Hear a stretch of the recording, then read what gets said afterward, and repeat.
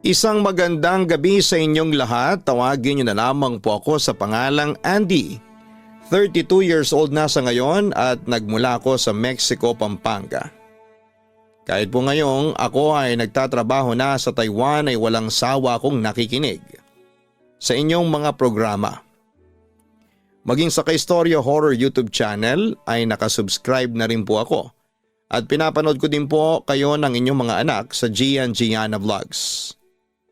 Pagkalabas ko ng trabaho at pag-uwi ko ng dorm ay kayo kaagad ang pinakikinggan ko.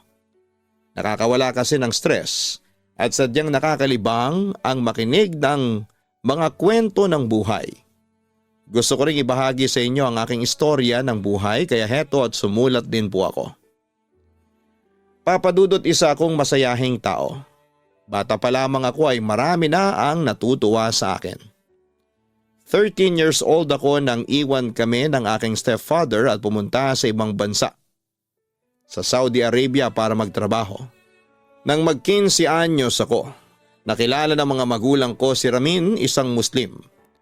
Lingid noon sa aking kaalaman ay nagkakagusto na pala sa akin si Ramin. Kaya kung ano-anong regalo at suho lang ibinibigay niya sa aking mga magulang. Lalo na sa aking ina na noon ay nalulong sa masamang bisyo. Ramin, may papakiusap sana ako sa iyo. Narinig kong panimula ni mama nang dumalaw si Ramin sa bahay.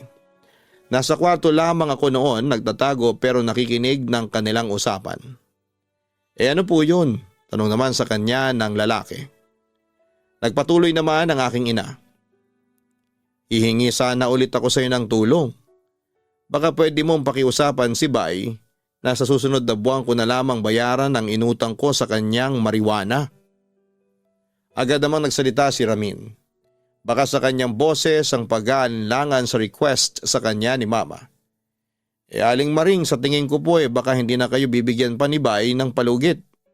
Ang alam ko po kasi ay sinisingil na siya ng dealer niya. Kilala niyo naman po siguro ang dealer niya. Kapag sinabi niya ngayon na magbayad, ngayon na talaga kayo magbabayad. Sabi pa niya sa aking ina. Kaso hindi ko alam kung saan ako kukuha ng pera. Baon na ako sa utang. Katwira noon ang aking ina. Kung gusto niyo po ako muna ang magbabayad ng utang ninyo kay Bay. Mungkahin ni Ramin kay mama. Ay naku Ramin, nakakahiya na sayo. Baka hindi na ako makabayad pa sayo kapag lumaki pa ang utang ko sayo. Nahihiyang sagot ni mama sa kanya.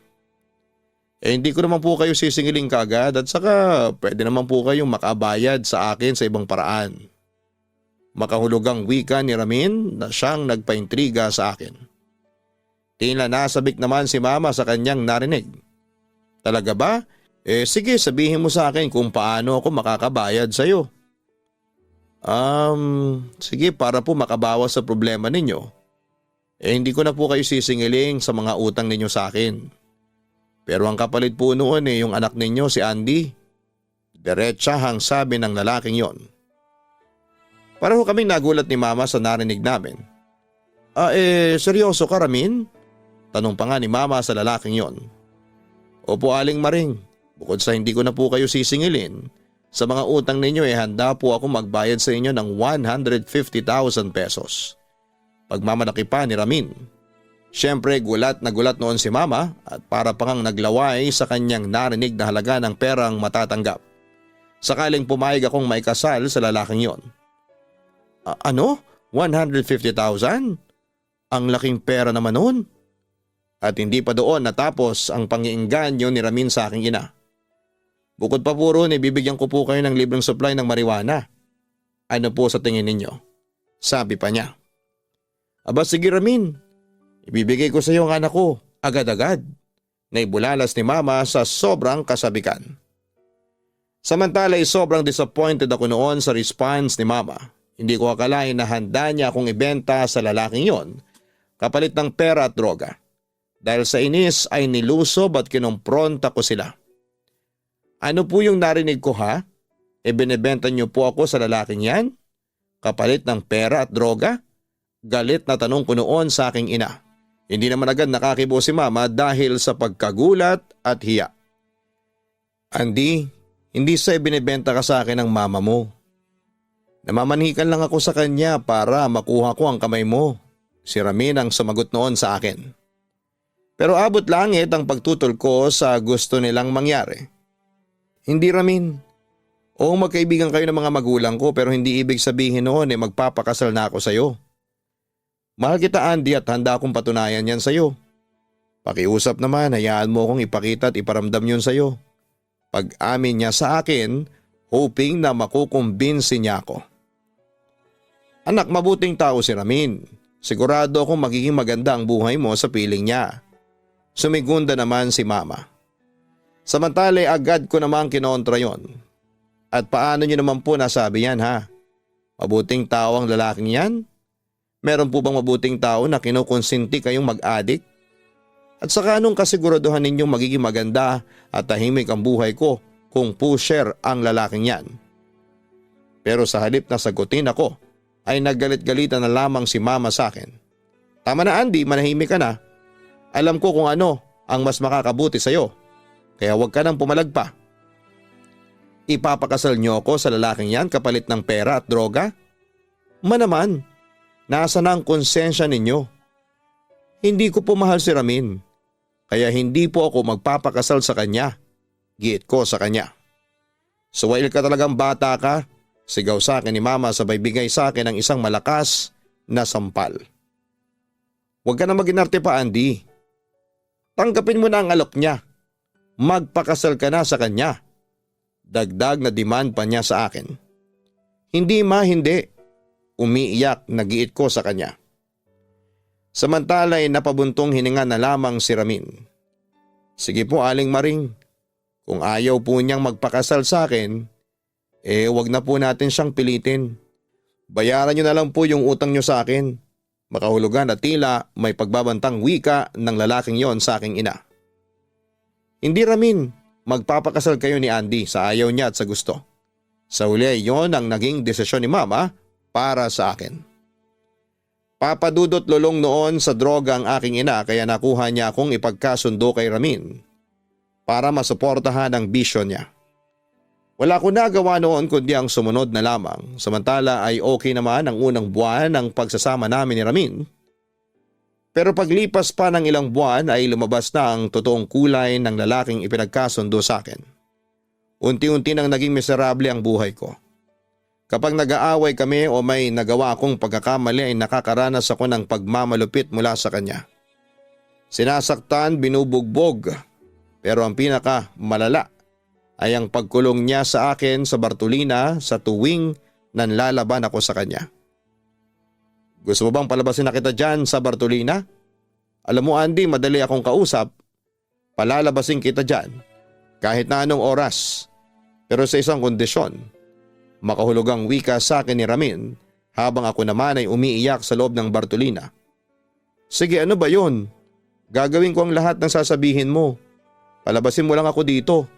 Desperadang sabi ko sa kanya. Talaga? Sige. Palalayain kita kung makikipagtalik ka ulit sa akin. Yon ang naging demand ni Ramin sa akin. Pero Ramin, pagtutol ko.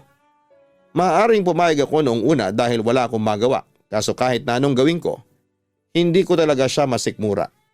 Siguro dahil sa hindi ko naman talaga siya mahal, Papa Dudut. At may prinsipyo kasi ako na makikipagsiping lamang ako sa lalaking mahal ko. Akala ko ba gagawin mo ang lahat, makalabas ka lang dito? Panunubok niya sa akin. Pagkatapos noon ay binugahan pa niya ako ng usok mula sa kanyang yosi. Rami naman, gagawin ko ang lahat, wag lang yan. Abot langit ang pagtanggi ko noon. Halata namang nainis lalo sa akin ang lalaking yon, Papa Dudut. Grabe ka kung mag-inarte sa akin. Samantalang nakuha na rin naman kita. Wika ni Ramin sa akin. Pagkatapos noon ay bigla na lamang siyang nagubad sa harapan ko. Pagkatapos noon ay nilaro pa niya ang kanyang Junjun. Sobra naman akong nabastusan sa ginawa niya. Ramin, lumayo ka nga sa akin. Galit na wika ko sa kanya. Gagamitin kita ngayon sa ayaw mo at sa gusto. Matapang na demand sa akin ang lalaking yon. Pagkatapos ay walang awa niya akong punersa at ginahasa. Wala akong nagawa noon kundi ang umiyak na lamang, Papa Dudut. Samantala pagkatapos niyang makaraos ay nakatulog siya. Sinamantala ko noon ang pagkakataon para tumakas. Kaso'y nauwi lamang yon sa frustration dahil nakita kong nakakandado ang mga pinto sa harapan at likod bahay. Hindi naman ako makatakas sa bintana dahil may metal grills yon. Hinanap ko ang mga susi ng kandado sa pinto pero hindi ako nagtagumpay. At sa mga nagtataka, opo, kinakandado ni Ramin ang mga pinto kahit na nasa loob siya para kapag nakatulog siya ay hindi pa rin ako makakatakas. Maski nga mga drawers sa kusina kung saan nakalagay ang mga kutsilyo ay nakakandado rin. Baka raw kasi maisipan kong patayin siya kaya sinecure na niyang lahat ng mga bagay na pwedeng makapatay. Ganon kapraning si Ramin Papadudut. Sa kabilang banda dahil sa hopeless na ako noon ay nagpasya na lamang akong maligo dahil ng mga sandaling yon ay dering-diri ako sa aking sarili. Hindi lang ba sa sex ang ginagawa sa akin ni Ramin kundi binababoy pa niya ang katawan ko. Kaya minsan tuloy ay naiisip ko kung ano ba talaga ang silbi naming mga babae. Ginawa lang ba kami para maging laruan at para usan ng mga lalaki? Papadudot nagpatuloy ang mga ganong eksena sa amin ni Ramin. Kaya nga sa madalas na pananakit sa akin ni Ramin ay naging manhid na ang katawan ko. Hindi nagtagal ay nabuntis ako at nang lumaki na ang bata sa sinapupunan ko ay never akong pinagamot at inalagaan ni Ramin. Patuloy pa rin ang pangbababoy niya sa akin. Bukod doon ay pinapaggamit din ako ng asawa ko ng droga kaya madalas ay lutang noon ang pag-iisip ko. Samantala pagkatapos kong manganak ay humanap na ako ng tiyempo para makatakas sa impyernong pinapasok sa akin ng nanay ko. At nang makahanap ng pagkakataon ay agad akong lumuwas papunta ng Maynila kasama ang aking bagong silang na sanggol. At sa Marikina ako napadpad. Nung una ay nagpalaboy-laboy ako sa kalye malapit sa isang gasoline station na malimos ako noon papadudot para lamang makasurvive. At dahil sa may karga-karga akong sanggol ay marami ang naaawat nagpapalimos sa akin. Hanggang sa isang gabi may nakilala akong mag-asawang abogado na may-ari ng gasolinahang pinagtatambayan ko. At dahil sa ginintuan nilang puso ay kinupkup nila ako. Kami ng anak ko at inalok ng trabaho na maging staff ng kanilang gasolinahan. Kung saan ay sasahod ako ng sapat para sa amin ng anak ko. Papadudot naging mabuti ang buhay ko sa kamay ni na attorney. Naging maganda naman ang trabaho ko sa gasolinahan at nakaipon ako ng malaki. Hindi nagtagal ay pinag-aral din nila ako. Nagkolehiyo ako noon at kumuha ng kursong political science. Lumipat din ako ng trabaho mula sa gasolinahan papunta sa opisina ng aking amo. Naglingkod ako noon bilang legal officer at telecollector. Sa kabilang banda papadudot nang makatapos ako ng pag-aaral ay aksidente kong napadaan noon sa Facebook profile ng kaibigan kong si Jordan. Hindi ako nagdalawang isip na kontakin siya and to make the story short ay nagkamabutihan kami ni Jordan at naging magkasintahan pagkaraan ng isang taon. Sobrang saya ko noon papadudot dahil ang inakala kong habang buhay na impyerno ay may katapusan din pala. Samantala ilang buwan pa ang lumipas ay nagpasya na kaming mag-live-in ni Jordan. Magalang ako nagpaalam noon kina attorney at pumayag naman sila. Sa kabilang banda ay iniwan ko ang aking anak kay mama na nooy kalalabas lang ng rehab at nangako siya muna ang mag-aalaga sa kanyang apo. Doon ay muli kaming bumalik ni Jordan sa Pampanga at doon ay sinubukang magtayo ng pamilya. Kaso papadudot ay naging mahirap sa amin ang lahat dahil lumabas ang totoong kulay ni Jordan. Puro na lang yung mga kabarkada mo ang kasama mo. Mas mahaba pa ang panahong nalalaan mo sa kanila kaysa sa akin. Reklamo ko noon kay Jordan. Ayan ka na naman Andy? Nagsiselos ka na naman ba? Naiiritang tanong niya sa akin. Obvious ba? Sarkastikong balik ko sa kanya. Tingin ko kasi mas mahalaga pa yung mga kabarkada mo kaysa sa akin. Alam mo Andy, tanggalin mo yan sa isipan mo. Bakit kung hindi ka mahalaga sa akin, bakit tatagal ng 4 na taon ang relasyon natin? Isipin mo nga, Kung hindi kita mahal baka matagal na kitang hiniwalayan dahil dyan sa ugali mo. Tila pinapalabas pa niya na ako ngayon ang may kasalanan. Jordan, hindi naman ako magkakaganito kung hindi ako nakakaramdam ng panlalamig mula sa iyo. Katuwiran ko sa kanya. Hindi ka na sweet katulad ng dati, wala ka ng panahon para sa akin. Kaya Jordan, hindi ko maiwasan na mag-isip na baka nagsasawa ka na sa akin. Kaya ganyan ka na lang kung makatrato sa akin. Alam mo yun, para bang wala akong boyfriend, para bang hindi ako nag-i-exist sa buhay mo. Wika ko pa sa kanya. Okay, sige na. Tama nang dramahan, sorry na. Kasalanan ko na. Wika ng pagsusurrender ni Jordan sa akin. Puro ka na lang sorry. Pero ano, ginagawa mo pa rin. Patuloy mo pa rin akong sinasaktan. Galit na wika ko sa kanya. Heto lang ang tatandaan mo. Wala kaming ginagawang masama ng mga kabarkada ko. Sige, babalansin ko ng oras ko sa barkada ko at sayo. Pero wag mo kong pagbawalan na makasama sila. Kasi hindi na ko kumpleto ang araw ko kapag hindi ko sila nakasama. Katwiran niya sa akin. Sa puntong yon ay may na-realize ako. Kung ganun pala Jordan, hindi mo pala ako priority, sabi ko sa kanya. Ano bang meron dyan sa mga kabarkada mo na wala sa akin ha? Bakit? Kulang pa ba yung ginagawa ko para sa'yo? Tanong ko sa kanya. Hindi lang ikaw ang mundo ko. Hindi lang sa'yo iikot ang buhay ko, okay? Sabi niya sa akin. Kung mahal mo talaga ako Jordan, ako lang ang hahangarin mong makasama sa buhay. Ako lang ang kukumpleto sa buhay mo. Insist ko sa kanya. Ay nako, nasasayang lang ang oras ko sa'yo. Alis na nga ako. Aniya sabay talikod sa akin. Lalong nag-init ang ulo ko sa naging response niya. Sige, umalis ka. Pero aalis na rin ako. Banta ko sa kanya. Pero sa halip na pigilan ako ay lalo pa niya akong pinaalis. Magliwaliw ka rin tulad ko, walang pipigil sa'yo. Sabi pa niya sa akin. Hindi na ako babalik dito Jordan, sabi ko sa kanya upang tingnan kung ano pa ang magiging reaksyon niya. Ngunit parang baliwala lang sa kanya na mawala ako sa buhay niya. Di sige gawin mo, basta hindi mo ako mapipigil na umalis ngayon. Diyan ka na nga. Mauni na ako sa lakad ng barkada, yun pa ang sabi niya sa akin. Dahil doon ay hinayaan ko na lamang si Jordan na umalis. Pagkatapos noon ay mabilis ako nag-impake at umalis din sa bahay na yon. Doon ako tumira sa bahay ni Mama kung saan ay makakasama ko ang aking anak na si Jules. Ngunit habang naroon ako ay nadiskubre kong masalimuot pala ang naging buhay ng aking anak dahil muling bumalik si Mama sa dati niyang bisyo na droga. Dahil doon ay nagtalo kami hanggang sa palayasin kami ni Mama. Papadudot simula noon ay nagrebelde na ako sa nanay ko at hindi ko na siya dinalaw pa. Muli akong bumalik kay Jordan kahit na puno ng problema ang aming relasyon. Hindi nagtagal ay nagpasya akong magtrabaho sa Taiwan at naging maayos naman. Tinulungan ko rin si Jordan na makapunta at makapagtrabaho sa Taiwan.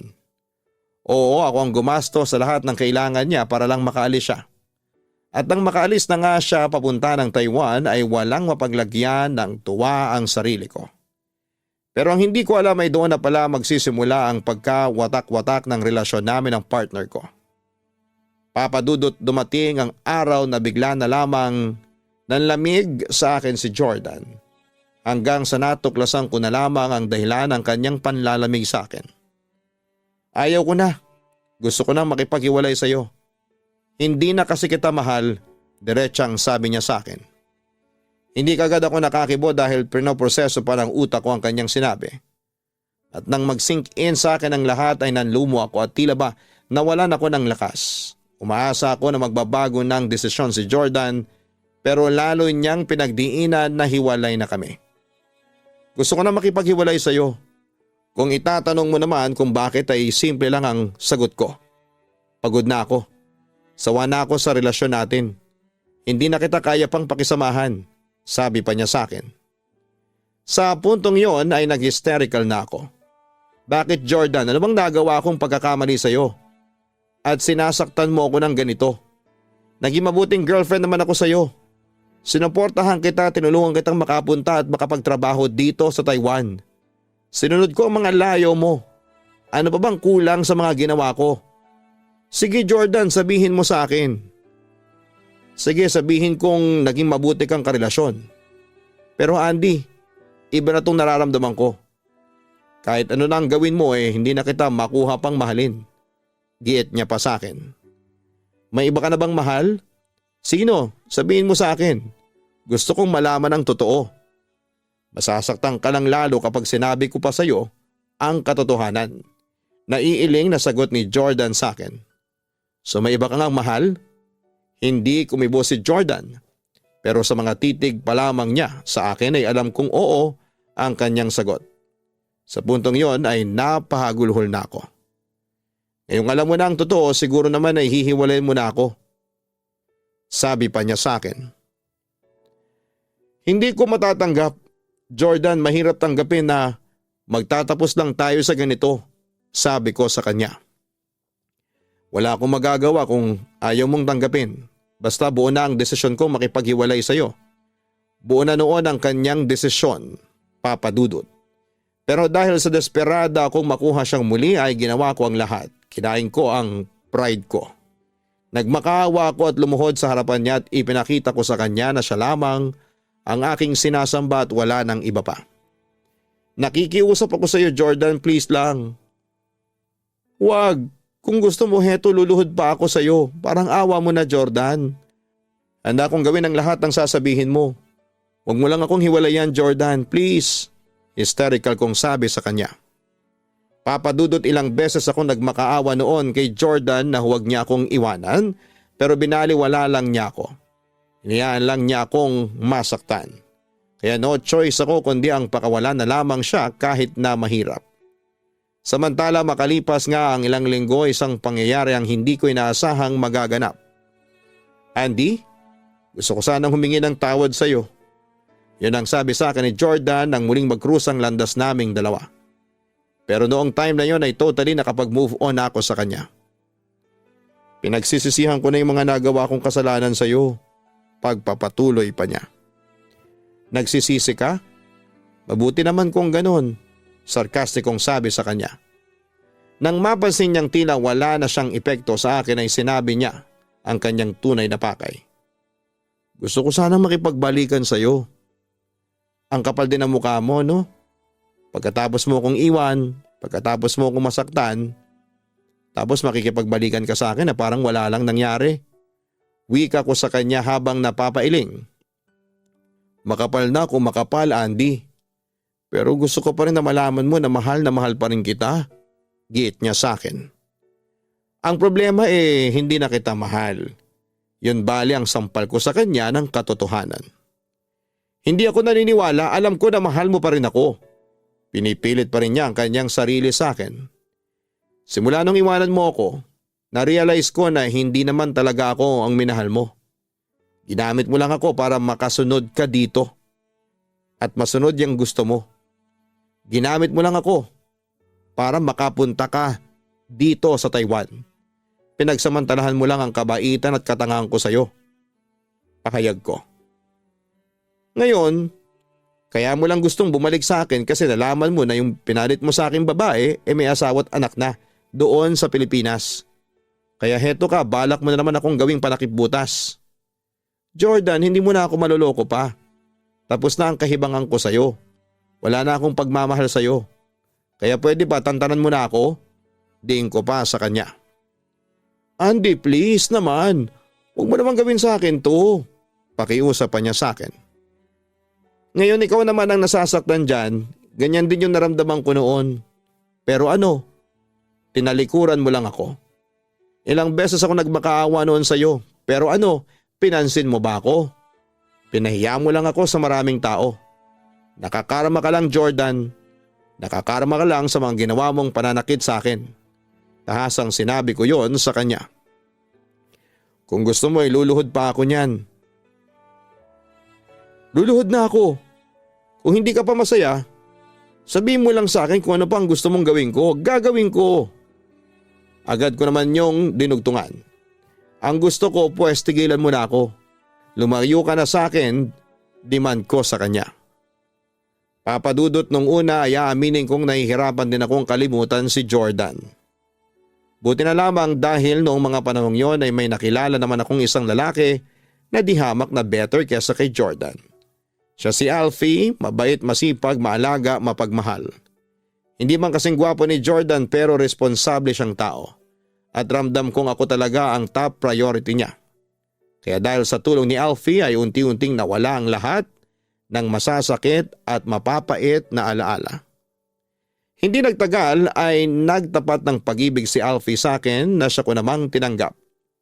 Ngayon ay masaya na kaming namumuhay ni Alfie dito sa Taiwan. Magkakaanak na rin kami. Papadudot na kay Alfie na lahat ng hinahanap ko sa isang asawa at naniniwala ako na siya talaga ang lalaking nakalaan para sa akin.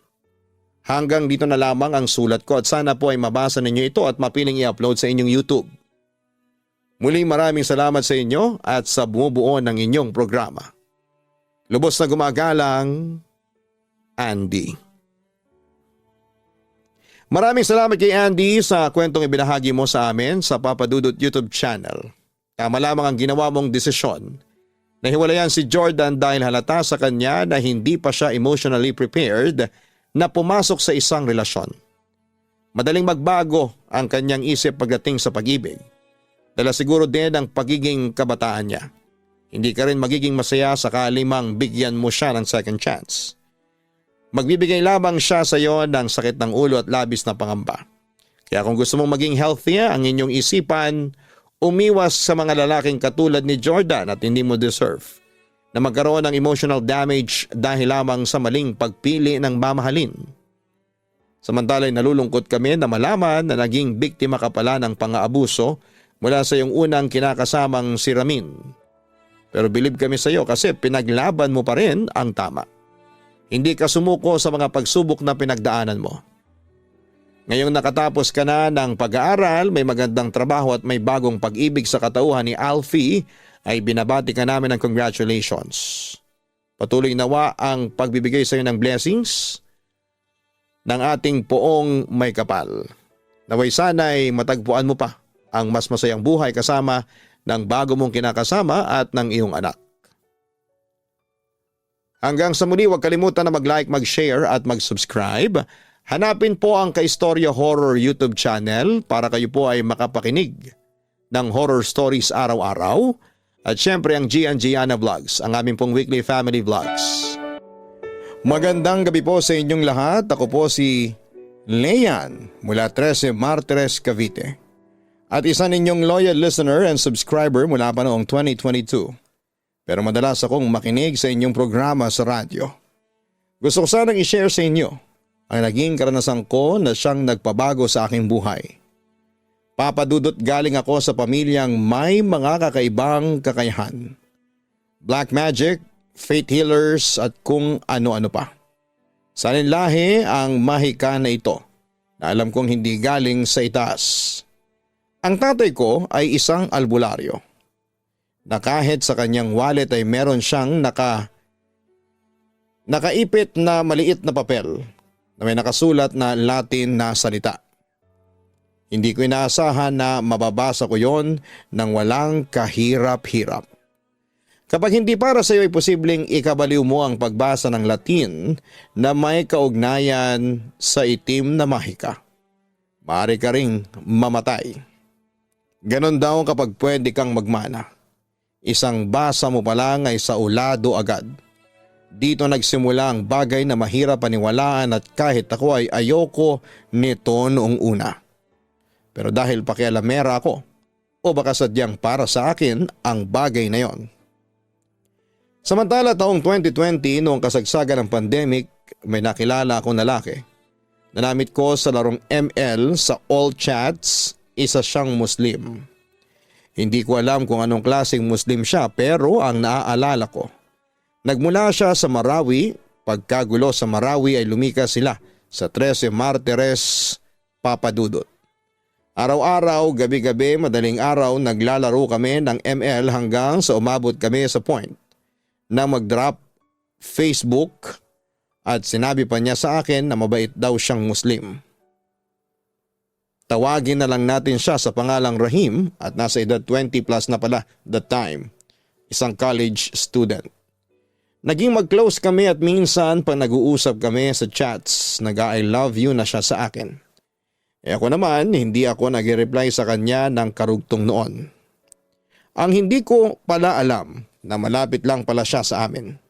Pero hindi niya yon sinasabi sa akin. At noong mga panahong yon ay hindi niya alam na may jowa na ako noon, pero nag-break din kami. Nang malaman yon ni Rahim ay todo comfort siya sa akin. Hanggang isang araw ay tinanong na niya kung gusto ko ba raw na lumabas kaming dalawa. Bakit, nasaan ka ba? Tanong ko pa noon sa kanya. Pupuntahan kita kasi matagal na tayong magkaibigan pero hindi pa tayo nagkikita. Sabi lang niya noon sa akin. Pagkatapos ay hindi ko alam na kinontak pala niya ang mga close friends para samahan daw akong makipag-meet up sa kanya. Nagkita kami sa mall sa lugar namin pero bago yon ay nakipag-meet muna ako sa best friend ko na si Cheryl. Sa may parke at sabi ko ay may imi-meet ako sa mall, ganon. Madaming tao sa park ng time na yon at may nakita akong lalaki na malayo sa amin pero parang pasulyap-sulyap sa amin. Hindi yon pamilyar sa akin. Parang may hinihintay siya. Nakamask pa siya at nakakap ng sandaling yon. Nag-chat na ako sa kanya na nasa mall na kami at nasaan na siya. Nag-expect ako na matangkad siya at gwapo. Basta ganon ay na-expect ko. Pagkarating namin sa mall ng best friend ko na si Cheryl ay nagpakita na siya. Nasa 4'9" ang height, may puti-puti sa muka, nakakap, nakamask at hindi ko inaasahan na siya pala yung nakita ko sa park na creepy. Sabi niya ay gala daw kami, lilibre niya ako . Ako naman hindi ako pumayag at nakapulupot lang ako kay Cheryl. Hanggang sa sinabi ko sa kanya na uuwi na kami ni Cheryl kasi hinahanap na ako. Pag-alis namin ay saka ko sinabi sa kaibigan ko na sobrang disappointed ako kasi napaka-creepy pala ni Rahim. Sa kabilang banda, pagkatapos ng insidenteng yon ay nakaramdam na ako ng kakaiba sa aking paligid. Kapag natutulog ako ay pakiramdam ko ay may nakamasid sa akin. Bagamat nasabi sa akin ng tatay ko na meron talaga akong tagabantay, iba ito. Ang creepy lang sa pakiramdam. Hanggang sa isang araw papasok na ako noon sa school nang pigilan ako ni tatay. Sandali Leyan, may nakagalitan ka bang lalaki? Tanong niya sa akin. Wala po, bakit? Balik ko sa kanya. Kanina ko pang napapansin na parang may sumusunod sa'yo. Wala ka bang nakaaway na lalaki? Muslim o sisa ni tatay sa akin? Wala po akong nakaaway pero may namit po akong Muslim dati. Rahim ang pangalan niya pero sandali lang po yun at umalis din ako kaagad. Medyo nakakatakot po kasi yung lalaking yun . Kwento ko sa kanya. Ganon ba? Sige, mag-iingat ka na lang sa paglabas-labas mo. Huwag kang basta-basta magtitiwala sa mga taong nakakasalamuha mo.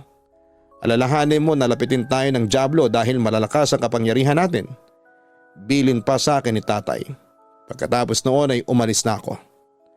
Samantala kinagabihan habang natutulog kami ay may malakas na tumalon sa bubong namin. Parang hindi pusa. At doon pa mismo sa parte kung saan nakalocate ang higaan ko. Akala ko ay nagagawan lamang yung mga pusa sa bubong namin ng pagkain pero nagulat ako. Nang biglang kumatok si tatay at nang pinagbuksan ko siya, ay agad niya akong sinabihan na umalis ako sa aking kwarto at doon muna ako matulog sa kwarto nila ni mama. Bakit tay? Tanong ko sa kanya. Hindi po sa yung nasa taas ng bubong mo. Tipid na wika ni tatay sa akin. At sa pagmamadali niya ay hinawakan na niya ako at hinila palabas ng kwarto. Pagpasok namin sa kwarto nila ay nakita kong gising si nanay at naroon din sa kwarto nila ang mga kapatid kong naguguluhan din sa nangyayari. Tay, yung mga ingay sa bubong, inaaswang po yata tayo, usisa ko sa kanya. Hindi aswang anak, dyablo. Pagkatapos noon ay pinatulog na niya ang mga kapatid ko. Pati rin si nanay pinatulog na rin niya pero ako ay hindi niya pinatulog. At nang makatulog na sila ay saka ginawa ni tatay ang ritual. Hindi ko alam kung ano ang ginagawa niya basta may binubulong siya na wikang Latin. Pero ang nakapagtataka, naintindihan ko ang sinasabi niya. Mamayang kaunti ay tinanong ako ni tatay kung sino ulit yung kakilala ko dati na Muslim. Binanggit ko isa-isa ang mga kakilala kong Muslim hanggang sa naalala ko si Rahim. Kung ganoon, Rahim pala ang pangalan niya. Nandito siya ngayon. Galit siya sa iyo, Leyan, sabi ni tatay sa akin. Ako naman ay nagulat at natameme lang sa mga narinig ko. May lola siyang marunong manggamot at nagpatulong siya sa kanya at binalikan ka. Pagpapatuloy ni tatay. Dagdag pa niya na nakakatakot lang kasi buhay pa siya ay nagpaparamdam siya through bad ritual, ganon Papa Dudut. Anak, gusto kanyang kunin sa amin. Ang hindi niya alam, mas malakas ako kesa sa kanya. Pagkatapos magsalita ni tatay ay nagpatuloy siya sa kanyang ritual. Nakakatakot lang kasi nag-iiba ang boses niya. Para ba siyang sinasapian? Ilang oras din siyang ganon hanggang sa biglang bumalik na siya sa normal. Doon ay sinabi niya na nakausap na raw niya ang lola ni Rahim sa panaginip at pinakiusapan itong itigil na ang ginagawa sa akin. Nagbanta rin daw si tatay na oras na may mangyari sa akin ay babalikan niya ang buong angkan ni Rahim. Kinabukasan naman may nag-message request sa Facebook ko. Nang tignan ko ay nagulat ako na second account ni Rahim pala ang nagpadala ng mensahe. Nung basahin ay humingi siya ng sorry sa akin dahil ini-stalk daw niya ako at hindi raw niya alam na anak pala ako ng isang malakas na albularyo o mananambal at ako pala yung tagapagmana. Nangako rin sa akin si Rahim na hindi na niya ako guguluhin pa. Nag-reply naman ako na kaibigan pa rin naman kami sa ML. Pero hanggang doon na lamang yon, Papa Dudut. Samantala pagkatapos noon ay maraming kababalaghan pang dumating sa buhay ko at si tatay ang madalas resolba nito. Nagugulat na lamang ako sa mga bagong bagay na natutuklasan ko kay tatay. Hindi lang siya basta-basta albularyo. Para din siyang mandirigma. Minsan ay creepy din siya dahil para siyang sinasaniba ng kung ano. Pero sabi naman sa akin ni tatay ay huwag daw akong matakot. At darating din daw ang pagkakataon na makikilala ko rin ang aking tagapagbantay. Sa kabilang banda ay may balitang nakarating sa amin na bumalik ng 13 Martires ang kaisa-isang kapatid na babae ni tatay, si Tia Tentay. Hindi close ang magkapatid. At nung malaman nga ni tatay na nagbalik na si Tia Tentay ay hindi ito natuwa.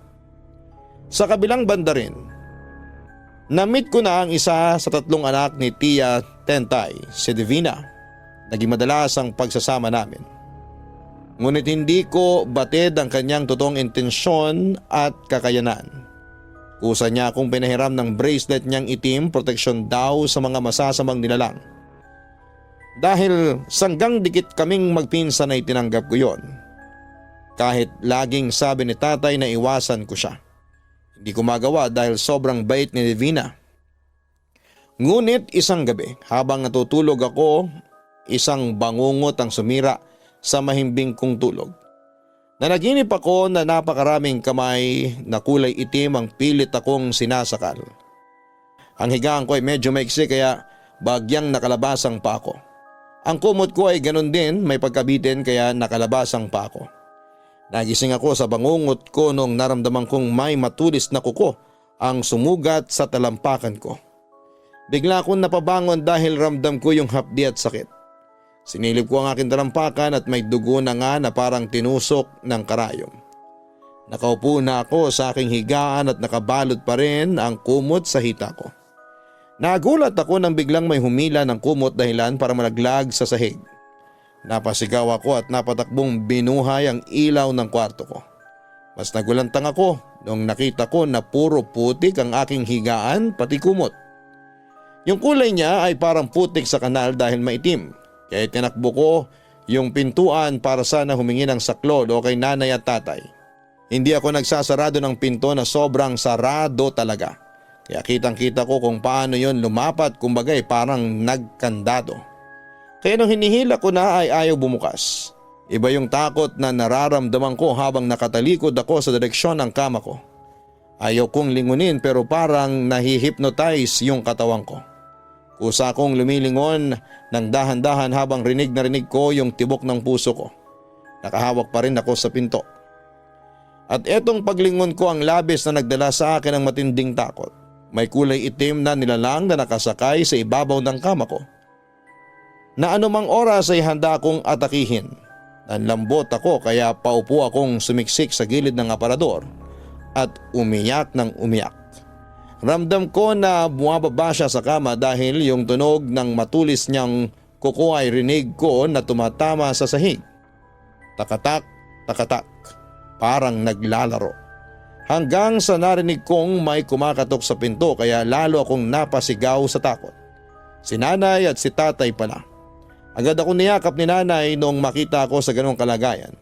Ito naman si tatay ay nakapamewang habang nakatitig sa higaan ko. "Leyan, bakit ang daming putik ng higaan mo?" tanong sa akin ni tatay. At doon ko napatunayan na hindi panaginip yon. At tanda ko ang oras na ito na 1:00 pa lang ng madaling araw. Kinaumagahan inamin ko kay tatay yung pakikialam ko sa wallet niya. Hindi siya nagalit bagkus ay nag-alala siya sa akin. Ang sabi ni tatay ay normal na magkaroon ka ng gabay dahil kusang pumabor sa iyo ang anting. Ngunit wala pa akong nakikita na meron ka na. Yung nangyari kagabi ay hindi gabay ang may kasalanan. Kaya bilin ko sa iyo ay umiwas ka sa mga pinsan mo. Hindi ko maunawaan pero unti-unting naramdaman ko na lumalakas ang pakiramdam ko. At dito na rin ako nagsimulang magkaroon ng gabay.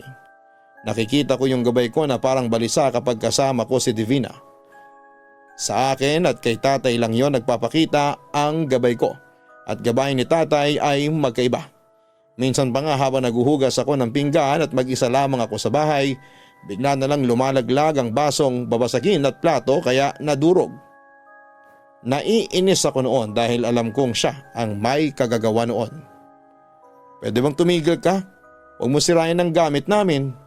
Imbis na tumigil ay itinagilid naman niya yung takuri na nakasalang sa apoy dahilan para matapon at mamatay yung apoy. Rinig na rinig ko yung sinabi niya bago siya umalis. "Mag-iingat ka sa mga taong may malaking inggit sa iyo. Alam niyang may anting ka at gusto niya yung makuha. Mataas na antas yan kaya maraming nagkakagusto. Iwasan mo si Divina, itapon mo yung pulseras niya." Sinunod ko naman ang bagay na yon at iniwasan ko si Divina. Pero nalimutan kong itapon yung pulseras dahil nalimutan ko na kung saan ko itinago. At dito na nagsimula ang matinding katatakutan. Papadudot gabi ulit ito nangyari, sa kasarapan ng tulog ko ay binangungot na naman ako.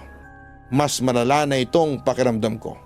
Ang daming gumagapang sa katawan ko at hindi ko alam kung langgam o uod. Nagising ako dahil may kumakagat sa akin. Agad kong binuhay yung maliit na ilaw sa tabi ko.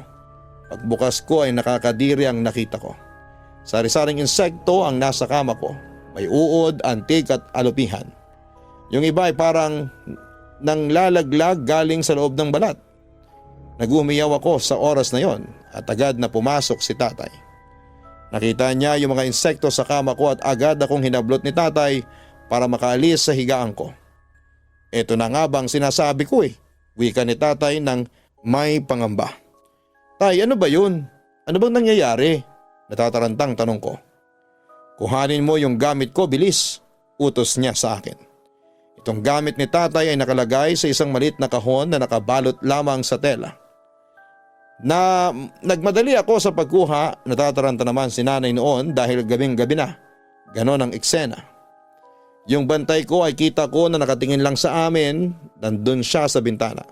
Tapos sabi ni tatay kay nanay na pumasok muna ito sa silid nila at samahan yung mga kapatid ko. Andun naman yung kapatid ko na lalaki na mas bata sa akin. Ikandado ng mabuti ang mga bintana pati pinto. Yung tubig na may bulong ko, painumin mo ang mga bata ng tag-iisang lagok. "Bilis na, Mila," utos ni tatay kay nanay. At kami lang ni tatay ang naiwan doon sa pinakasilid gamutan niya. Nang bigla akong tanungin ni tatay, "Wala ka bang naitatabing gamit ni Divina dito?" "Kahit ano basta gamit niya. Huwag kang tumanggi at sinasabi sa akin ni Baragon na tumanggap ka ng gamit galing kay Divina." Kumpronta ni tatay sa akin. Ang tinutukoy naman niyang Beragon ay ang pangalan ng kanyang bantay. O, anong kinalaman ni Divina dito, tay? Naguguluhang tanong ko sa kanya. Ano ba naman niyang Leyan? Ngayon ka pa magiging tanga, bilis na! Sinabi ko na sa iyo noon pa na huwag kang lalapit sa mga pinsan mo. Wika ni tatay sa mataas niyang boses. Natataranta ako kay tatay at hindi ko alam kung bakit kailangan niya ang gamit ni Divina. Nalilito ako at hindi ko alam kung ano ang hahanapin ko.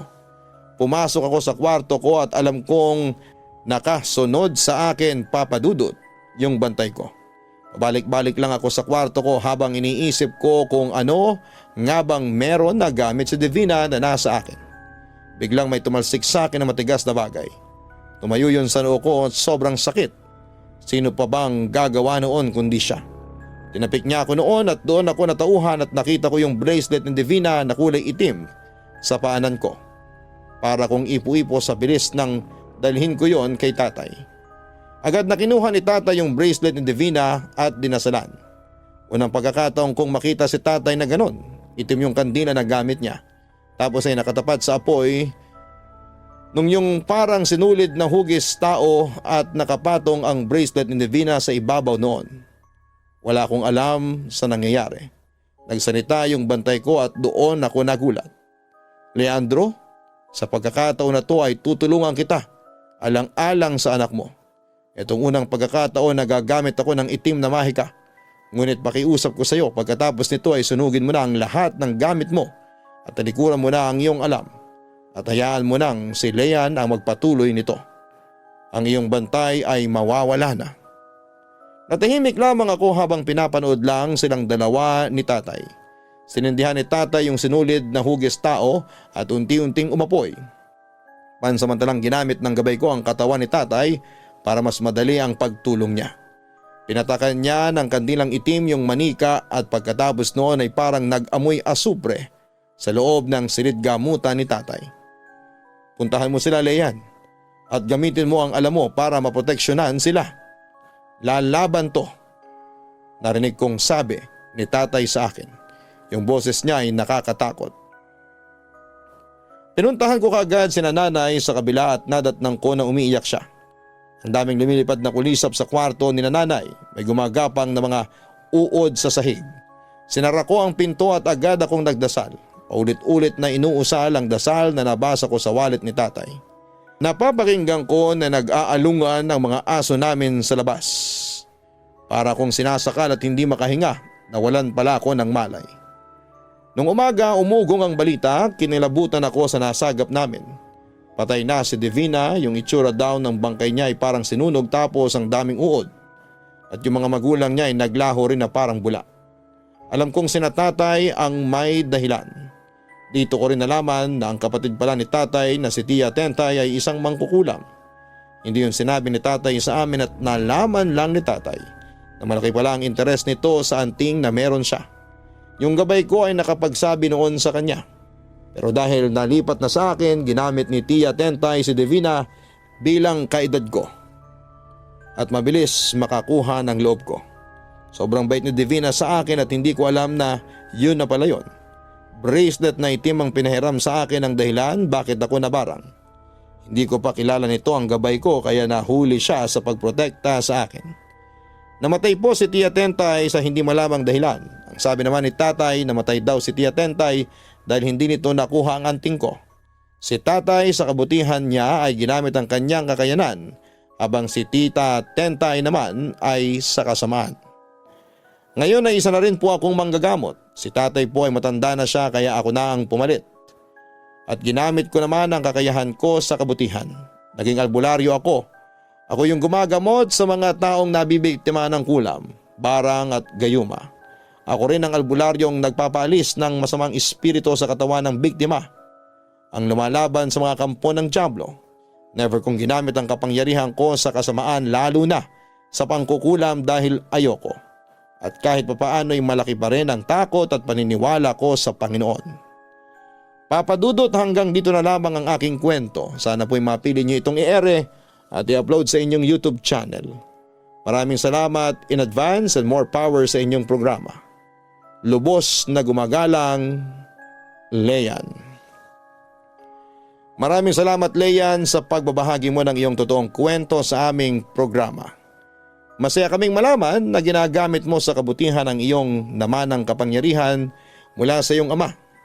Ganun pa man ay palagi pa rin kayong mag-iingat dahil kaakibat ng kapangyarihan ninyo ay ang araw-araw na panganib na dala ng mga kampo ng dyablo na gustong kunin ang inyong kapangyarihan. Hindi ko alam kung paano at paano mo yan gagawin pero dalangin namin na palagi kayong gagabayan at ilalayo ng Diyos sa anumang kapahamakan. Hanapin ang Kaistorya Horror YouTube channel para sa nakakatakot na mga upload na kwento. Ganon din ang Gian Gianna Vlogs, ang aming weekly family vlogs. Sana po'y makapag-subscribe kayo dyan sa Gian Gianna Vlogs. Maraming salamat po sa inyong lahat.